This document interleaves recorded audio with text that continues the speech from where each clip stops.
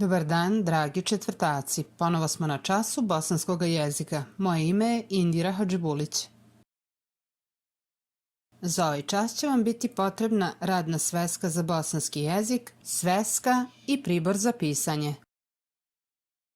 Hajde da se podsjetimo, šta to bješe rečenica? Rečenica je misao ili poruka iskazana riječima. To je zapravo skup riječi ili samo jedna riječ koji ima određeno značenje. Sastoji se iz rečeničnih članova, odnosno dijelova, koji imaju odgovarajuću službu u rečenici.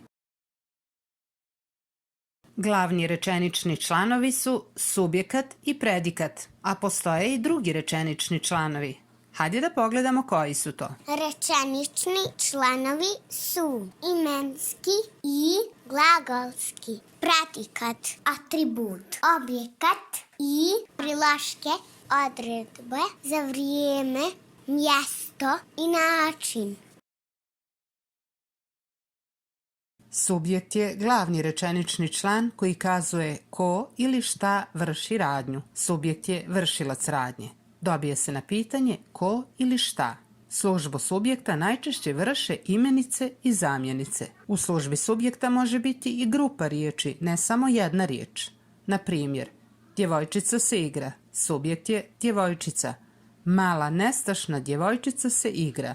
U ovom slučaju grupa riječi predstavlja subjekt, a ta grupa riječi je mala nestašna djevojčica. Predikat je glavni rečenični član koji kazuje šta radi subjekat. Predikat koji se sastoji od glagola naziva se glagolski predikat. Na primjer, Sajma trenira atletiku. Imamo glagol trenirati koji se nalazi u trećem licu jednine, ali imamo i ovakvu rečenicu. Ajša je lijepa. Ovdje imamo imenski predikat. Imenski predikat se sastoji od glagolskog dijela i imenske riječi. Je lijepa.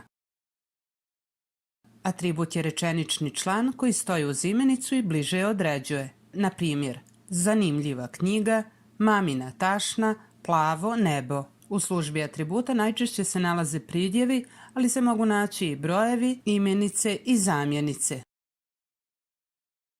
Objekt ili objekat je rečenični član koji kazuje na čemu ili na kome se vrši radnja. Na primjer, mama je napravila tortu, Selma je kupila cipele. I u službi objekta može se naći jedna riječ, ali i više riječi. Na primjer, Selma je kupila cipele, u ovom slučaju samo jedna riječ cipele se nalazi u službi objekta. Ali ako kažemo Selma je kupila crne kožne cipele, onda se tu nalazi više riječi u službi objekta. Crne kožne cipele.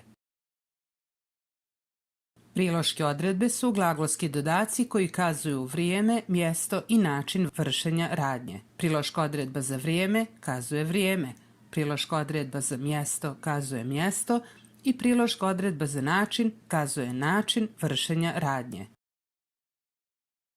Sada kada smo se prisjetili svih rečeničnih članova, hajde da pronađemo službu riječi u nekim rečenicama. Pažljivo posmatrajte sljedeću rečenicu. Malena lasta cijelog dana tužno pjeva na grani. Hajde prvo da pronađemo glavne dijelove u rečenici. To su subjekat i predikat. Subjekat je malena lasta. Predikat pjeva. Atribut je riječ koja stoji uz imenicu i bliže određuje, a u ovom slučaju riječ malena vrši službu i atributa. Imamo i priloške odredbe za vrijeme, mjesto i način. Cijelog dana je priloška odredba za vrijeme. Tužno, priloška odredba za način. Na grani, priloška odredba za mjesto. Sada posmatrajte ovu rečenicu. Moja sestra je odlična učenica. Opet tražimo prvo glavne dijelove u rečenici. To su subjekat i predikat. Moja sestra je subjekat. Je odlična učenica je imenski predikat. Za domaći zadatak uradite vježbanje koje se nalazi u radnoj svesci iz bosanskog jezika. Do sljedećeg časa pozdravlja vas vaša učiteljica Indira.